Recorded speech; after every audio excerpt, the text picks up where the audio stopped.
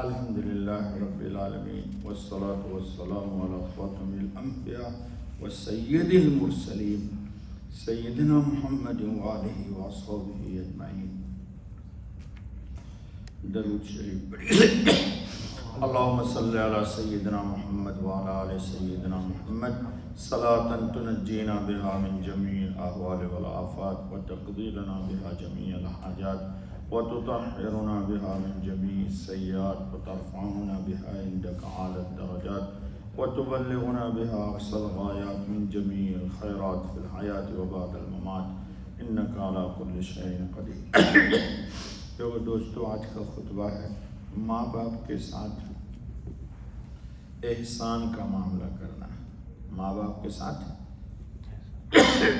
احسان، انصاف نہیں. قرآن نے کہا احسان کرنا.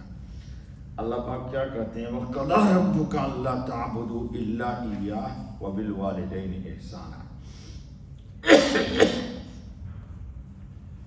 اللہ نے فیصلہ کر دیا کہ عبادت صرف کس کی ہوگی؟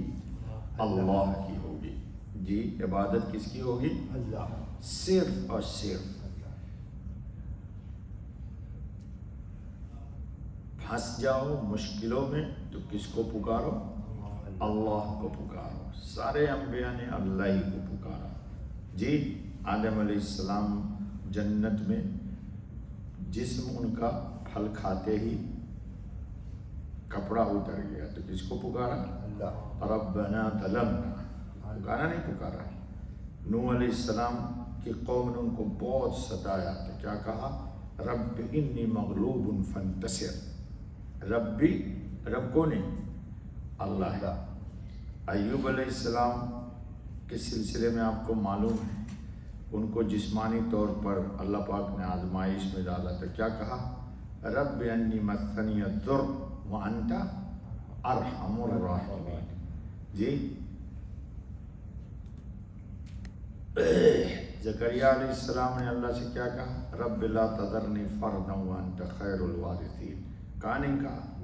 جی، تو سب نے اس کو پکارا. یونس علیہ السلام کہاں ہیں؟ مچھلی کے پیٹ میں. جی، تو کیا کہا؟ لا الہ الا انت سبحانک انی کنت من الظالمین. جی، سورہ صافات میں ہے کہ اگر نوح میری تسبیح نہیں کرتے، لولا تسبح، اگر وہ میری تسبیح نہیں کرتے لَلَبِثَ فِي بَطْنِهِ إِلَىٰ يَوْمِ يُبْعَثُونَ، تو ہم قیامت تک ان کو مچھلی کے پیٹ میں رکھتے ہیں. تو مشکل میں کس کو پکارنا چاہیے؟ میں نے 2-3 دن پہلے درس میں کہا تھا دوستو کہ اس کو پکارنا جس پر کبھی کوئی مشکل، اور آپ کی مشکل کو حل کرنے کے لیے اس کو کوئی مزید مشکل میں نہ پھنسنا پڑے. وہ صرف ایک اللہ کی ذات ہے. یہ بات تو ہو گئی فائنل.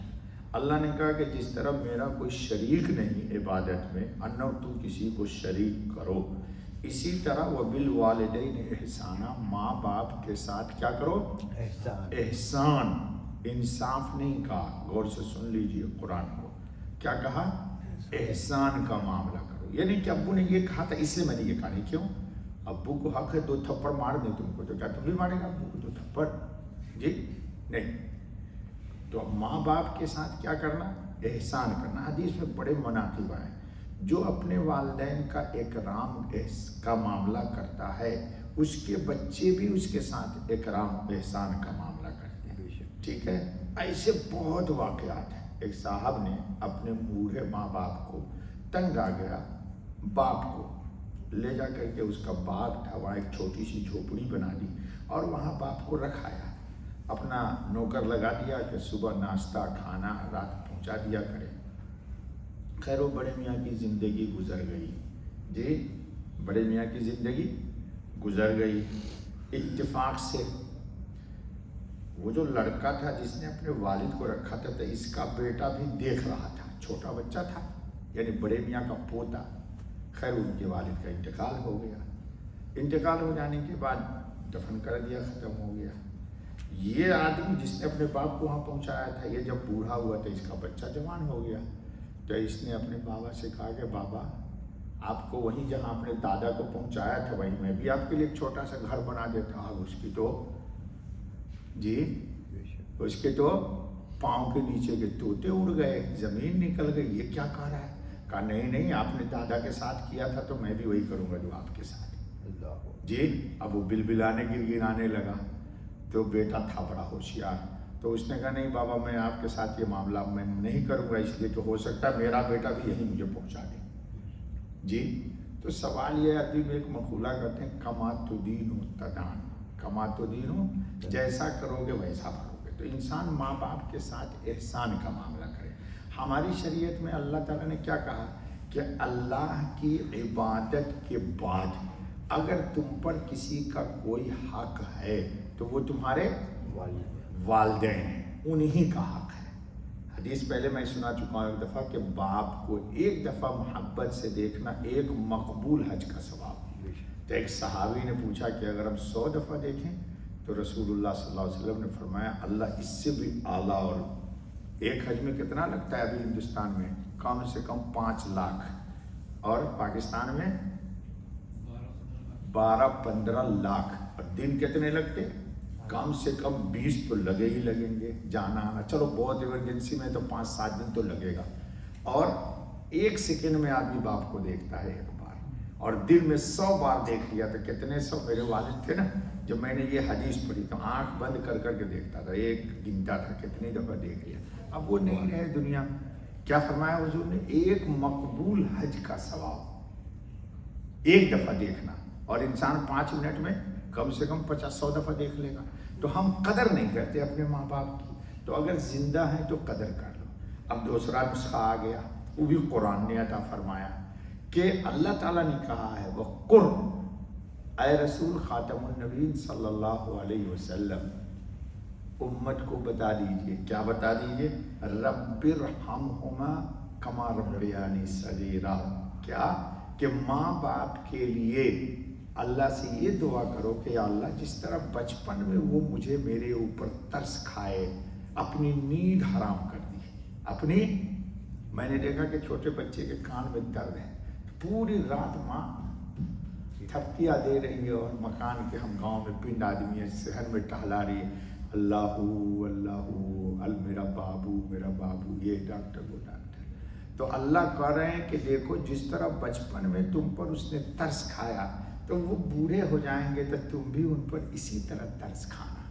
جس طرح انہوں نے اپنا چین تیرے خاطر قربان کر دیا تو تم بھی ان کے لیے اپنے آرام کو قربان کر دینا وہ جب بوڑھے ہوں تو اسلام میں اس کی بڑی قدر ہے. تو اللہ نے سکھلایا ہے کہ دعا مانگو کہ ان دونوں کے لیے اے اللہ دونوں کے حال پر رحم کرو. آگے حدیث آ گئی کہ جو آدمی 5 نماز وقت پر پڑھتا ہے تو اس نے اللہ کا شکر ادا کر دیا. اللہ میں توفیق عطا فرمائے. اور اسی طرح جو آدمی 5 نماز کے بعد اپنے ماں باپ کے لیے دعا کرتا ہے تو اس نے ماں باپ کا حق ادا کر دیا. یقین جانو یہ میں اتنا پڑھتا ہوں لیکن یہ حدیث آج پہلی دفعہ میرے سامنے سے آج خطبے میں گزری کہ 5 وقت دعا, کچھ نہیں کرنا, یہی آیت پڑھ دیجیے رب ارحمہما کما ربیانی. اللہ تعالیٰ نے دعا بتایا ہے طریقہ کہ کیسے دعا کرنا ہے. اس کے بعد خطبے میں ایک واقعہ آ گیا.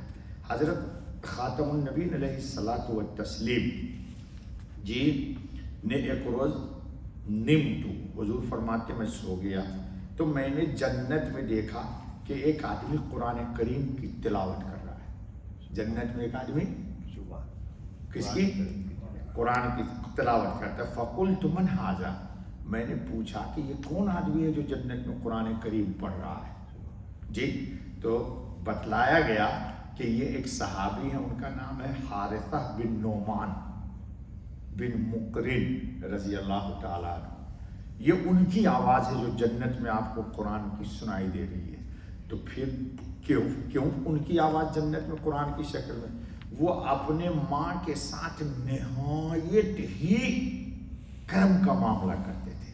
تو اللہ نے ماں کی خدمت کے عوض میں ان کو یہ نعمت دی کہ ان کے قرآن کی تلاوت جنت میں پہنچ گئی اور رسول اللہ خاتم النبیین صلی اللہ علیہ وسلم کو سنائی گئی. تو دوستو ماں باپ اگر زندہ ہیں تو ان کی خدمت کر لینی چاہیے. کہیں میں نے پڑھا, یاد نہیں اس وقت حوالہ مجھے, لیکن میں نے پڑھا یہ کہ ہر گناہ کی سزا آخرت میں ملے گی, لیکن ماں باپ کے نافرمانی کی سزا اللہ دنیا میں بھی دیتے ہیں, آخرت میں بھی دیتے ہیں.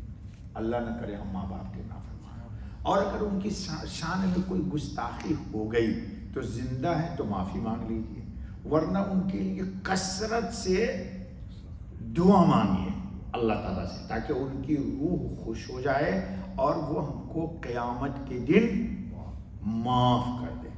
تو انشاءاللہ العزیز اللہ رب العالمین سے ہماری دعا ہے کہ ہمارے تو چلے گئے, اللہ میرے بھی ماں باپ کو اعلیٰ علیین میں جگہ عطا فرمائے. جی انسان بھول جاتا ہے. ابھی آج بھی میں نے دعا کیا کہ اللہ میری زندگی میں جتنی بھی نیکیاں ہیں آپ کی توفیق سے سب میں میرے ماں باپ کا حصہ دیجیے. جی بھول جاتا ہے انسان. میں نے دعا کیا ایک دفعہ کہ یا اللہ میں زندگی میں جب بھی قرآن پڑھوں اس کا ثواب میرے ماں باپ کو پہنچائیے, چاہے میں دعا کروں یا نہ کروں, کیونکہ انسان بھول جاتا ہے نا بھائی. تو یہ نیکی اچھا ثواب بخشنے والے کو اس کے ثواب میں کمی اور اگلے کو مل جاتا, ہمارا کوئی نقصان بھی نہیں ہے. اللہ تعالیٰ ہم سب کو توفیق عطا فرمائے. بس سبحان اللہ العظیم, سبحان اللہ العظیم, سبحانک اللہم و بحمدک, اشہد ان لا الہ الا انت, استغفرک.